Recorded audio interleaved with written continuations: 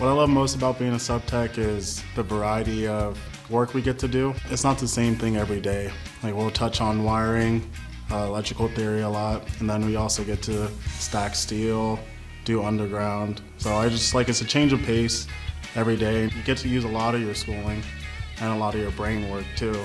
Yeah, I love switching up. Always on the go, busybody, and this lifestyle, this job is perfect for that.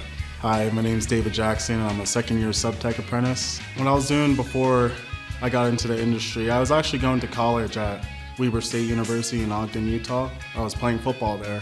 My sophomore year, I met this girl who's now my wife.